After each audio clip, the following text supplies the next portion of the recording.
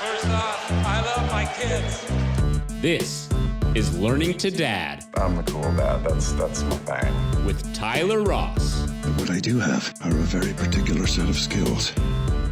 I'm gonna have fun, and you're gonna have fun.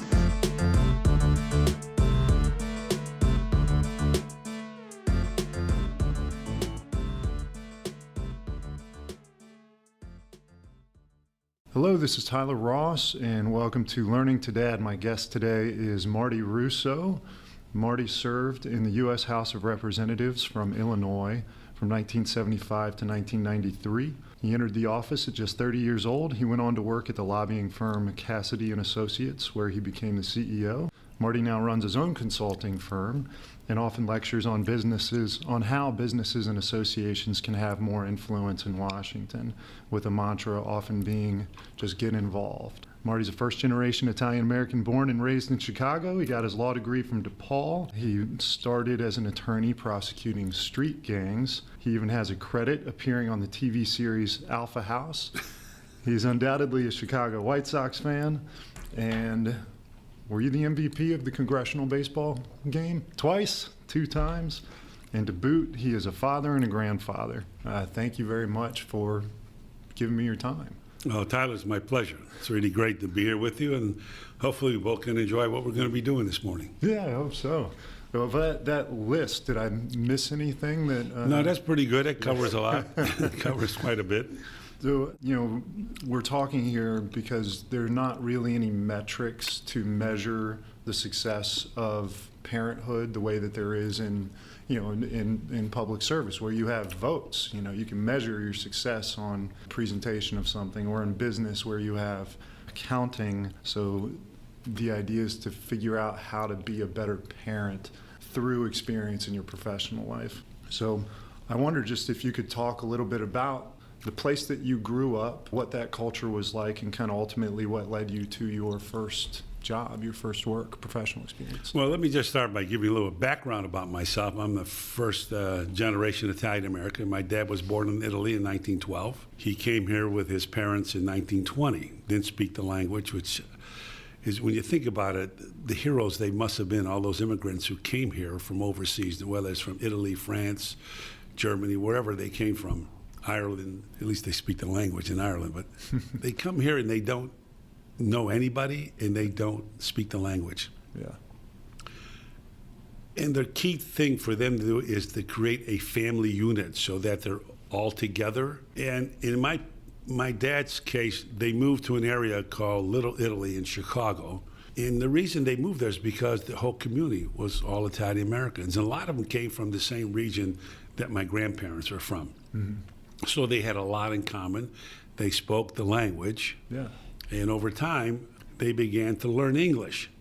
Now, my grandmother never learned English because she refused to accept America as her home, because she loved Italy. She never wanted to move, but she did. But the background is that there was a very, very close-knit neighborhood, because they all had the same kind of issues. Mm-hmm. But they were also all construction workers, too. They worked hard for a very hard life, trying to raise children in that kind of an atmosphere. But I wouldn't trade it for anything. It was an eye-opening experience. It was a tough neighborhood, so you had to earn your spurs pretty quickly. But you learned a lot about life quickly because of that. And my dad worked 3 jobs while I was growing up, so I hardly saw him, but he was the person who gave me the most inspiration, because when I did get to see him, he spent a lot of time talking about what would be great for me for my future. And the key word that always came out of his mouth was education, education, education. My dad actually went to 2 years of junior college before he had to quit and go out and earn money. Now, in Chicago? In Chicago, yes. My dad was an accomplished musician. He played 7 instruments. Wow. He played for Sally Rand at the World's Fair in 1932, and he played with the Wayne King Band. Wow. And during the Depression, he had a thing called Claude Russo and the 10 Hot Shots. That was a band, and they would play at speakeasies and get cash, and that's how the family survived during the crash.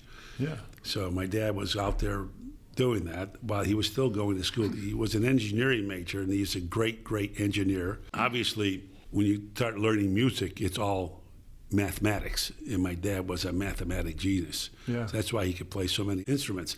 The interesting thing was he can play those songs that he played 50 years ago, pick up his sax and clarinet, and play the same tunes. Just like Never that. with a piece of sheet music.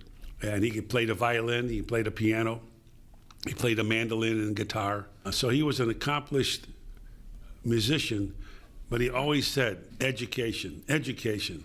Remember this, Marty, and never forget it. Once you have your education, nobody can take it away from you.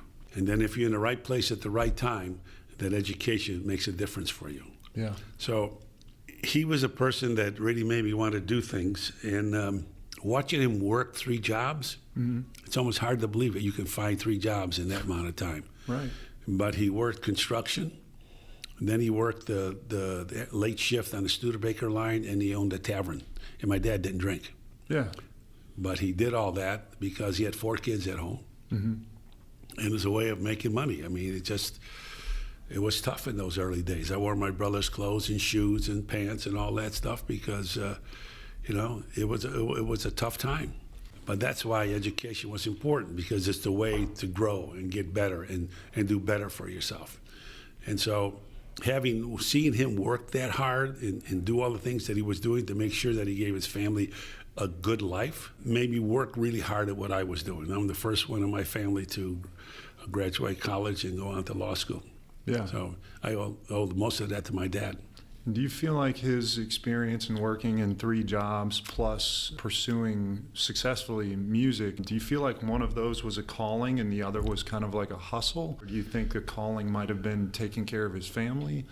Well, I think taking care of his family was number one, was paramount in anything. I mean, the family meant everything. I mean, we all ate every Sunday. Yeah. Everybody came in, my aunts and uncles, we all ate. We ate dinner. We had lunch at about noon, between 12 and 1 o'clock, and everybody gathered because in the complex that we lived in, there were 4 different buildings. They were all relatives. Nobody else was there. There was no outsiders. They were all relatives, and so on Sundays we would all get together, and then they would also play cards together. They would. And then down the way, that people would have a bocce court, and they would go. So it was really like the whole neighborhood was like a family. Yeah. But in our place, we had like what today you would call condos in the back, very small, 1 building, and then 2 separate buildings with a gangway in between them. Yeah. And everybody there was a relative. And so you grew up with your family. So family was the thing that came to the forefront in everything we did. So I grew up that way. Yeah. And I think, his hard work was to make enough money to send his kids to school. Now, back in those days, the Italians that came over from Italy, it was the boy that goes to school and gets the education, and the girls go work and stay home and have children. Right. So, but my brother and I went to college. My brother dropped out of college after his 2nd year. My 2 sisters went to secretarial school, and I'm the only one that actually finished college and finished law school. But that's how they thought back then. Yeah. Today it's totally different. Obviously, women deserve a greater place in society, and they're doing it and doing great. And it's been good for the rest of us that women are a much more prominent role. But back then that wasn't the case. It was stay-at-home mom, and my mom basically raised all of us. My grandmother lived in the same house as my grandfather lived with us until he passed away. So the family unit was not just our family, but was the extended family of my grandmother's sisters, my grandfather's brothers, all in the same complex with all the grandchildren that they had. So it was a great experience. It made me who I am. Yeah. And I'm very family oriented.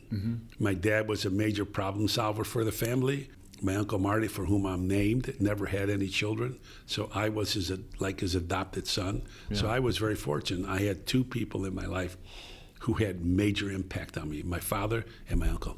So I keep envisioning these scenes in movies of big Italian families just being together and laughing, and just the love in the room being just so dense and amazing.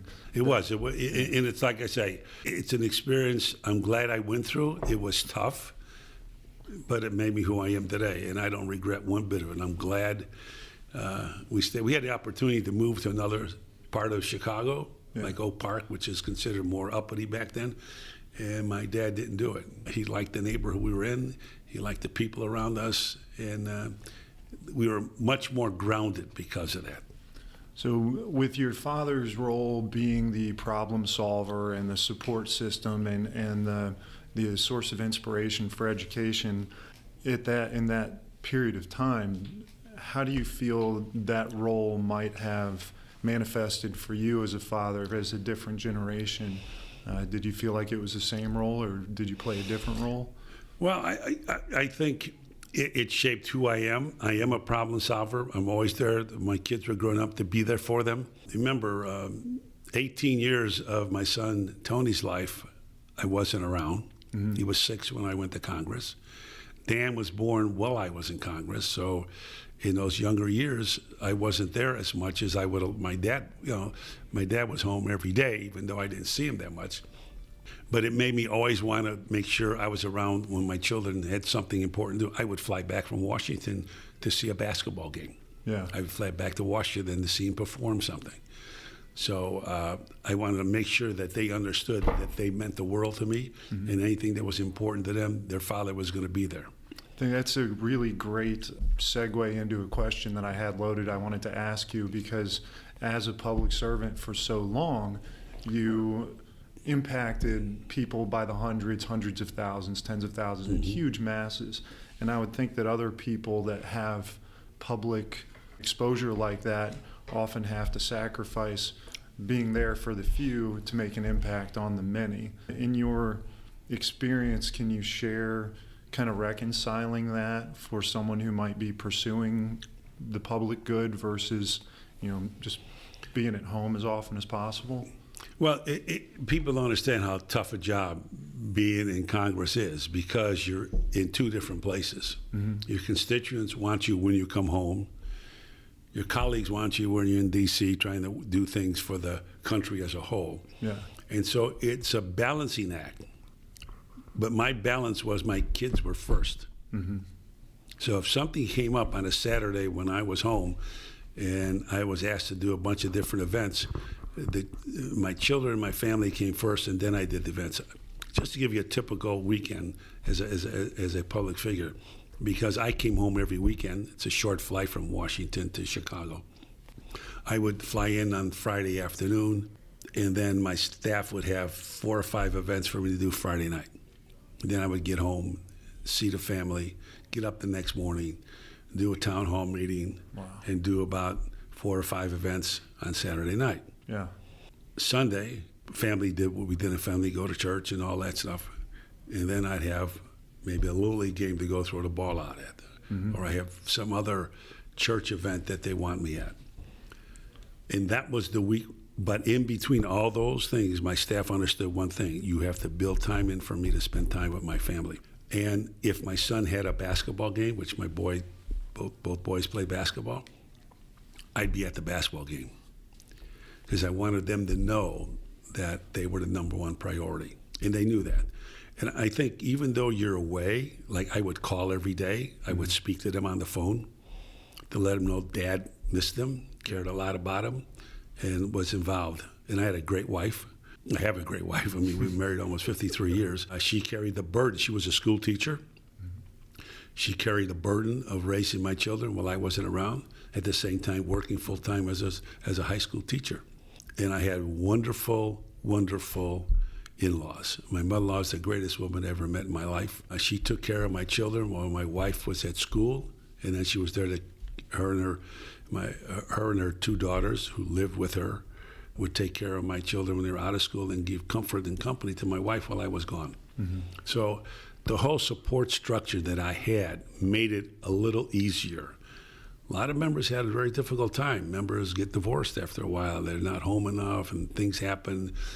And so it's people understand when you have 2 different homes that you have to go back and forth with, and you have responsibilities in 2 places, it is a strain on any marriage.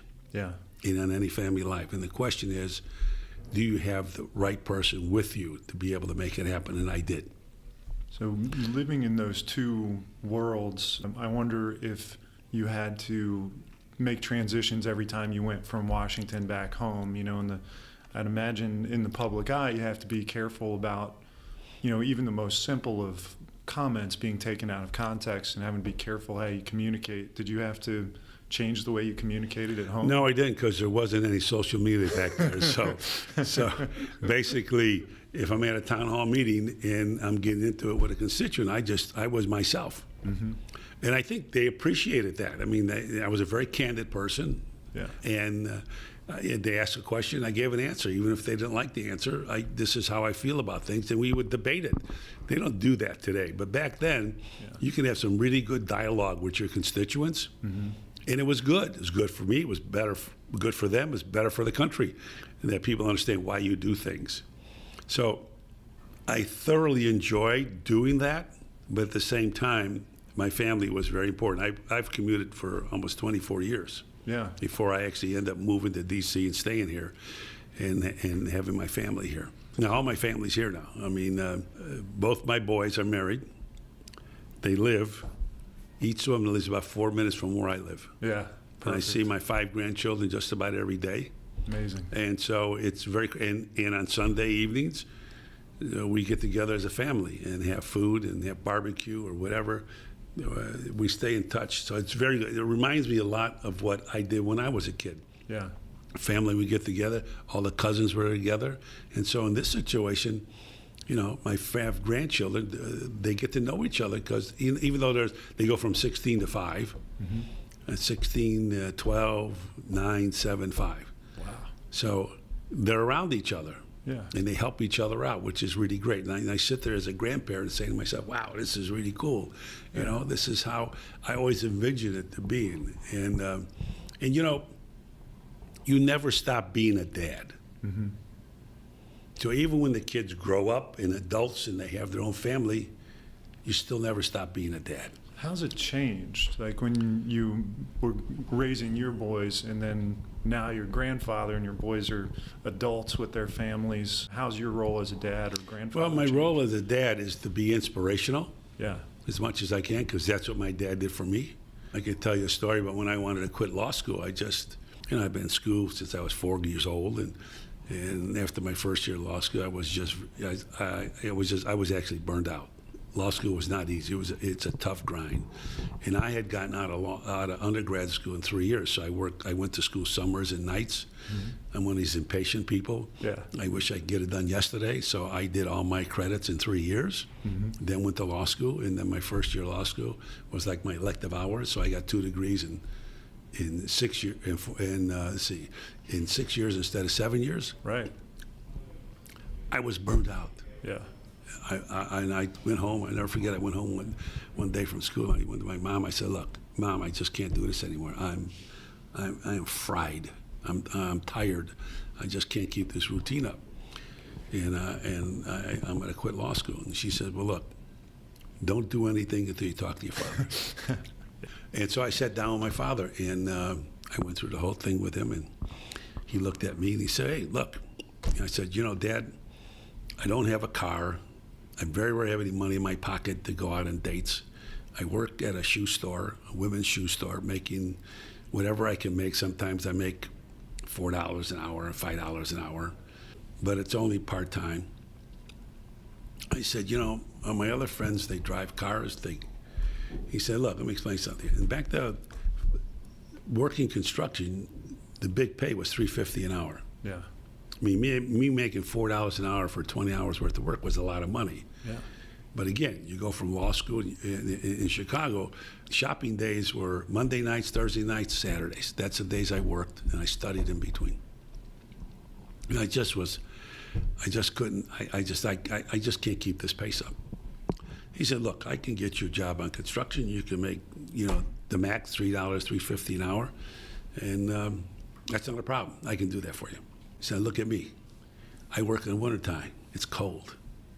I got to mix concrete and stuff when it's very cold out. Mm-hmm.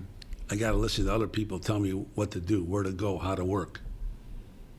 He said, "Now, that can happen to you, and I can help you. You can grow in this business, and you can probably be like I am, a supervisor, but look all the stuff you have to go through. You're not your own boss. Now, the alternative is you finish law school, you're your own boss. Now, how do you want to live the rest 50 years of your life? Do you want to live it like I do, where in the wintertime your back bothers you, your elbows bother you, you're cold, you're freezing outside, or do you want to take a chance on being your own boss? And he said, that's a choice. I can help you either way. Yeah. And I said, well, Dad, if you're asking me to pick for myself, I will pick for myself. I don't want to go on to law school. Yeah. He says, well, look, son, if you don't want to do it for yourself, why don't you do it for me?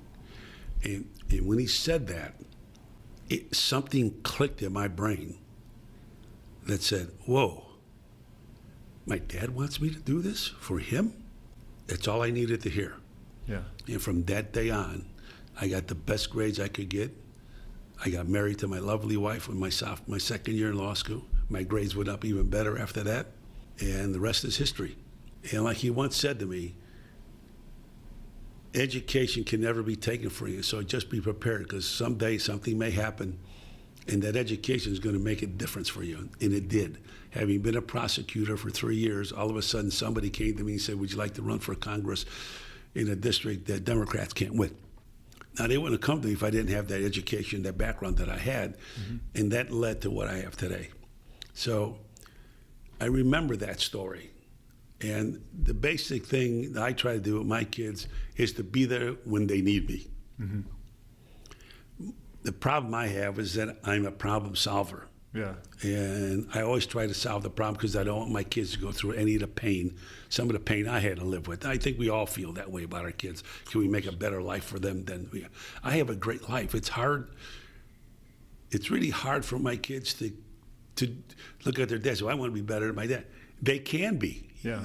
It doesn't have to be in politics. It can be anything you want, as long as you're happy. So I try to step back from the problem-solving role. Yeah. I try to stay there, okay, I'm here. If you need me, I'm here. And I think the best thing a parent can do with adult children is to not interfere in their lives, but let them know that you're there to support them anytime they need you. And that's what I try to do. And my wife is a gem on that. Yeah. She's also very, very close to them, works very hard with them, and they talk to her as much as they talk to me. But I wanted to make sure they understand that it's not my life I want them to live. I want them to live their life. And I think both my boys are doing a very good job at that. They're very happy, and they've had some struggles. There's no question. My son Tony almost died of leukemia at age 26. Yeah. He's a survivor. It's a great thing for me. My son Dan, he's happy in what he's doing. And so I just try to be there for them. I think one of the things that I've learned that I wish I knew way back when is to be a good listener. I think the key is to make sure you allow your kids to talk with you, that they know that they can speak with you at any time they want. That's something I learned over time. I wish I'd have had back then. Yeah. But it's doing me in good stead now, and I've basically indicate to my kids that's one of the things that they should do with their young children. The key is listen to them. Give them the opportunity to express how they feel to you. Yeah. Don't always step in and say, well, here's how we're going to solve it. This is what you need to do. Go here, go there, and I'll take care of this. You take. It's not. You can't solve all the problems for them. Sometimes they have to make the mistake so they can learn from the mistake. Right. And so my whole purpose, even with my grandchildren, I want to listen to you. Tell Grandpa what's the problem. Yeah. That's wonderful. And then they open up to you. So I wish way back when I was having my own children and going through some of the things I went through, that I was a better listener rather than a problem solver. There's a big difference. Yeah. So that's what I would do. I mean, my recommendation to people out there who are listening is listen to your kids. Give them the opportunity to open up to you. Don't always say, here's how you do it. I'll solve this. I'll make a phone call for it. Don't do that. Listen to them. So is there a trigger or kind of a mindful practice that you might recommend that could put somebody in that place to, instead of, go with their gut and try to fix a problem, step back and be patient with it? Tyler, my problem is I didn't learn that until later on in life. I realized that I moved too quickly. Mm-hmm. That's you know, that's a plus for me and a minus for me. You know, my strength is my weakness. Yeah. My strength is I want to solve the problem. Right. My weakness is I want to solve the problem. What you want your children to learn is you make a problem into an opportunity. Yeah. That's the key. Things are going to go wrong. There are going to be problems in life, but you have to look at the problem and say, okay, this is my problem. Now, how do I take that problem and turn it into an opportunity? To me, that's critical. And that's the thing that back then I didn't think about. Mm-hmm. I thought about, oh, there's a problem, I'm solving it. Yeah. Boom, done. I probably missed a bunch of opportunities of making things even better for my children by allowing them, you make the mistake, we figure out what the mistake is, we're sorry for the mistake, but now what do we learn from the mistake? What's the opportunity that comes out of that mistake? And that's the thing I think is very critical today, especially today with all the things that are going on with social media and the pressures, the peer pressure that goes on. Focus on, if I make a mistake, how do I turn it into an opportunity? That's the thing I tell my children today. Yeah. The thing that you said about trying to help versus solving the problem, help creating the opportunity, it reminds me of a thought I have about non-parents. I feel like people without children don't understand the depths of emotions associated with having kids. How much you can actually love someone isn't apparent until you've had a child. Do you think a child can love their parent back at that level? I don't quite follow the question. You're saying Well, we'd all throw ourselves in front of a bus for our kids. And before kids, we might not have felt that way about anybody. I've never cared more about anything in my entire life than my children. And I wonder if my kids will ever understand that, if my perspective is tainted by how much love I have for them because they don't understand it. Oh, they understand it. Yeah. Yeah, they understand it. And in giving the love you're giving them, you are inspiring them to be the person they are. Mm-hmm. So they're sitting there. Maybe they don't totally understand it, but children are so impacted in how their parents treat them when they're young. Yeah. Remember, they're absorbing knowledge. They don't have a lot of knowledge. What we feed them is the knowledge they have, what they see, what they hear, who they play with, what people say. They're absorbing all because they're just here 3-4 years on earth, 7, 6, 7, 8, 9, 10 years. They're absorbing. So we have to make sure we're inspirational. Mm-hmm. We love them. Because hopefully when they grow up to be adults and have their own children, they then reflect what you taught them. I saw something about one of the actresses, a famous actress, about what a horrible childhood she had. Mm-hmm. And now at age 80, she finally understands it. It took her 80 years. Yeah. So the impact that parents have on their children is awesome. Yeah. It could be really great. It could be really horrible. Mm-hmm. So if you're concerned about how your children are going to view it later on in life, it depends on how you treat them now. Yeah. It's a lasting memory. It never leaves their mind. So the subconscious never forgets. The conscious does, but the subconscious never. So like I said, when I had this big choice of deciding whether to go or not, my conscious mind said, I'm sick of this. I don't want to do this anymore. So I'm ready to quit. Yeah. And then when my dad hit me with do it for me, it's like all the things he did for me in my entire life, working 3 jobs, doing all the things he could to be around us and helping us, it all just came right out to me. Yeah. And said, wow, he did all that for me, and all he's asking me is to finish my education. I think I can handle that. So it was bred in me. I didn't know it was going to ever happen like that, right? Yeah. But because I had this wonderful experience with my mom and dad, that at the moment of truth, when he pushed my button, I reacted to the button. And that's all because of everything he did before that and was doing at that point. To have that moment of awareness like that. Yeah, it was unreal. So I mean, powerful. I tell you, it's kind of spooky. It was like, oh, You know, it's like, you know, and I hope I've been an inspiration to my two sons. Yeah. And I try to be an inspiration to my grandchildren, especially the two that are older. I think that's my role. My role is to be inspirational, to love them and help them, and most of all, listen to them. Yeah. Now, where were you in your professional life when you had your first son? I was a practicing lawyer, local practice, when I had my son, Tony. That was in 1968. And did that impact your decision to be a public servant in the form of being a congressman? No, not really. I didn't aspire to that. My job was to be a good lawyer, provide a good living for my children. I only had one at the time. During those first 6 years before I went to Congress, I mean, I spent a lot of time with Tony. Yeah. And I would say, because I spent a lot of that time with him at such early, I, over time, had a much better and closer relationship with him than I had with Dan early on, but over time that changed. And the relationships are very strong, but I will tell you, because I was home every night and saw him every night, had a better effect on him in terms of me and him, whereas Dan, I wasn't home except on weekends.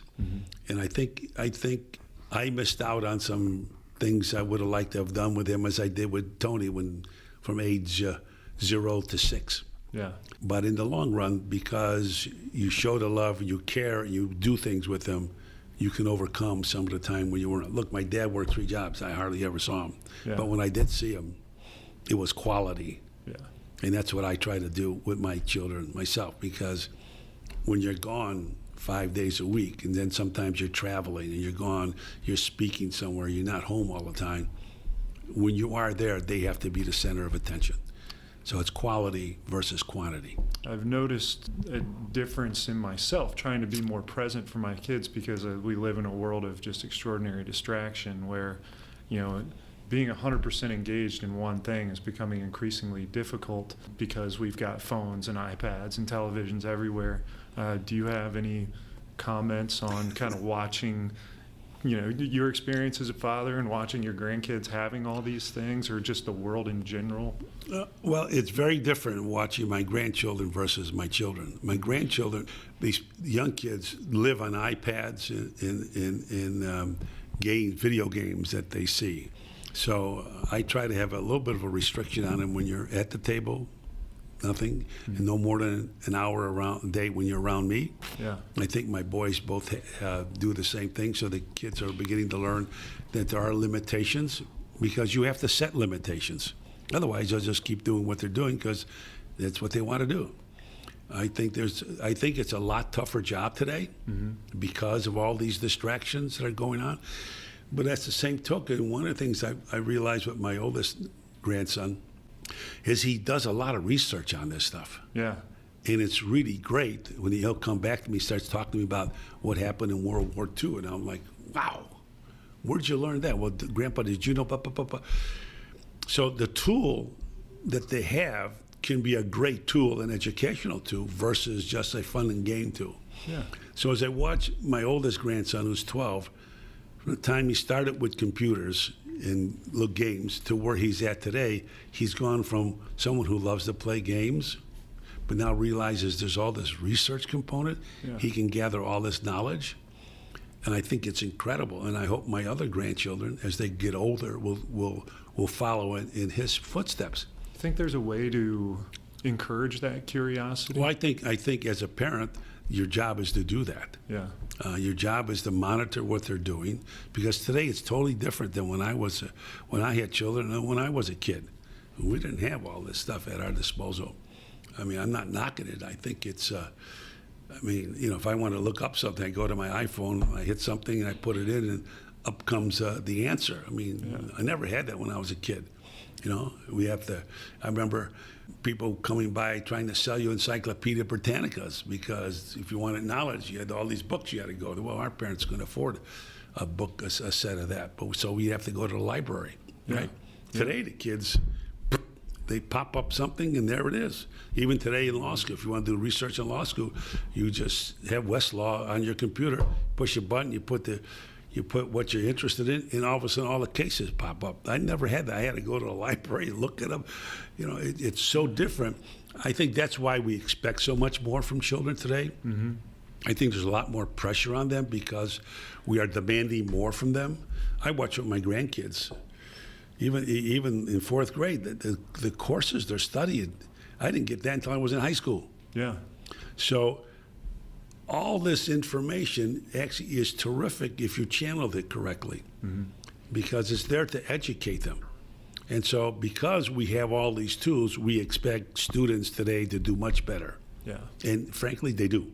Yeah, and you talked about monitoring kids and restricting kids. That's a great opportunity to ask you about punishment, because I view punishment, it's like if you're bowling and you put the inflatable things in the gutters to keep the ball from going into the gutters. You give them a little bit of a path, but you don't want them to go into the gutter. Mm-hmm. But what's your opinion on punishment and kind of the evolution of it? Well, the evolution is a lot different than when I was a kid on punishment and when I was a parent as punishment. Look at it today. That's why I said if there's anything I've learned that I wish I knew back then, was the ability to listen to my children. Instead of punishing them, I think they made a mistake. What you need to do is sit down and have them explain to you, mm-hmm. why did they do what they did? Talk to me. Tell me why. And I think if you do that, this idea of getting punished by physical, you get slapped on the butt or whatever, that accomplishes absolutely nothing. Yelling at kids accomplishes absolutely nothing. Maybe in the old days they did, you were afraid, whatever. I didn't have that problem. My dad wasn't that type of person. But I think what we're missing in society today is the ability to say, okay, I'm confronting the problem. My son made a mistake or my daughter made a mistake. Okay, I have a choice. I can yell at them. Mm-hmm. I put them in timeout, this thing that I learned about years ago, put kids in timeout. Yeah. I don't think that helps them understand what happened. Right. I think what we need to understand is why did it happen? Mm-hmm. So talk to them. Yeah. Give them the opportunity to make their case, and then whatever punishment you may render, they'll understand it better. But I think, again, I come down to this one thing. There's a problem. It's a mistake. We understand that. Now, how do I take that problem and make it into opportunity for my grandchild or my son? How do I do that? I think if we focus on what we can get out of it, mm-hmm. and how we can help them versus punish them, I think society would be better off, because punishing has long-lasting effects on children. Right. You think it blows away, but it doesn't. It stays in the back of that brain, mm-hmm. and that brain recalls it in situations where it reminds them of what happened. Yeah. I rather they say, geez, I had that problem. My dad said, talk to me about it. I did, and I found out, I made a big mistake, and I'm not going to do that again. Yeah. And I'm going to do this as a result of that. So that's what you want.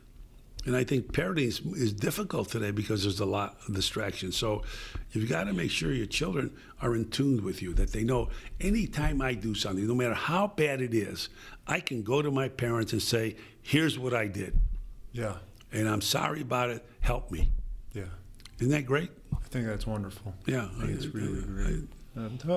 Talk about education for a minute. If you had a magic wand and you could wave an educational system in front of your grandchildren, how would you want them to be educated? Well, I think it's up to them. Yeah. I think the real true is that what do they like? I mean, not everybody has to be a lawyer. Not everybody has to be a doctor. I mean, there's a lot of trades out there that we need. We need electricians, we need plumbers, we need scientists, we need engineers. We need policemen, we need firemen, we need teachers. You have to encourage them to find what they like, mm-hmm. not what you like. Yeah. Now, it was drilled in me by my Uncle Marty that the greatest thing in the world is to be a lawyer. I never thought about anything else because I adored my uncle. He died very young at age 52, and I hadn't gone to law school yet. I was going to be going to law school when he passed away. So I never thought about anything else. I was like, this is what I'm going to do. But there's so many options today, and you just have to have the child pick it out, see what they like, Maybe it's an airline pilot. Maybe it's going into the Navy, and maybe it's going becoming a Marine or an Army they have to figure that out. You can help them if you listen to them. If you dictate to them what you think they should do, I think you're making a huge mistake, because then they're not going to want to do it because they want to do it. Yeah. And so, to me, that would be the key for me, is tell me what you're interested in. Now, in 7th grade, or what they call here, middle school, junior high, you may think you want one thing. I always wanted to be an engineer because my dad was one. He has an engineering background. Look what I ended up. I ended up in law school, ended up a member of Congress, something that was never in my thinking. Yeah. Some people grow up all their lives wanting to be a public figure. I never did. So it depends on how you feel about issues. I was content on being a lawyer, making a decent living for my family, and then opportunity came in, and I got lucky, right? But I wouldn't have got lucky if I didn't have the educational background to be able to step into that and do and run for Congress to see if I was competent enough to do it. Yeah. So, but unless they like what they're doing, they'll never be successful. Great. I want to jump into a little bit of a lightning type round. Sure. Just kind of a handful of questions. Is this double jeopardy? How much are you betting? How much do you wager? If you were going to write a book about your professional and parental life, what would be the name of some of the chapters? Oh, well, I don't know about some of the chapters, but I know the title of the book would be Make a Problem into an Opportunity. I love that. What is a gift that you could give to another dad that you would like every dad to have? Listening. Listening, the ability to listen. What physical thing does every dad need? Well, for me, it's a golf club. I don't know about anybody else, but physical thing, that's all I can think of. I mean... Yeah. And you get to do that with your kids. Well, I love athletics. I do athletics with both my boys when they were growing up, and I think that helps round them out. I mean, I don't want just a bookworm. I want my kids to be well-rounded. I think that helps them in any profession they go into, or any trade they go into. So you want to make sure that they're well-rounded. And that's it. Give them the tools and let them do with it, as they please. What is there a TV dad, a movie dad that you liked? A movie dad that I like? No, not really. A movie dad, I can't. I'm just trying to think. Right off the top of my head, I can't come up with any particular movie dad. You know, we had Father Knows Best with. It's way back when Robert Young, Father Knows Best. It's about the. Well, you know, the other one that was really kind of cool was Ozzie Nelson, and Ozzie and Harriet was a show back then. That was a family-oriented show. Today, the one I like that's family-oriented in the end is a thing called Blue Bloods. What I like about it the most is that every show ends with them having dinner on Sunday all together in the house. That's wonderful. I love that. What is your greatest hope for children? That they're happy. They're happy in what they do. A podcaster named Tim Ferriss, a guy that I've listened a lot to, likes to ask a question. If you had a billboard on I-95, I'm sure he uses horrible street. Something in LA. Yeah, but every dad saw your billboard. What would you populate the billboard with? Love your family. Love your family. And I'll call this our last question. If this recording lasted 10 generations, your great-great-great-great-great-grandchildren would hear it, what might be something you'd like them to hear? Well, what I would like them to get out of it is that they need to love their children. Mm. They need to be involved in their lives. They need to listen to them, and need to help them when they want to help. That's awesome. Well, is there anything else that... No, I had a great time. Me too. Me too. Thank you so much for taking the time. No, my pleasure. My pleasure. That's awesome.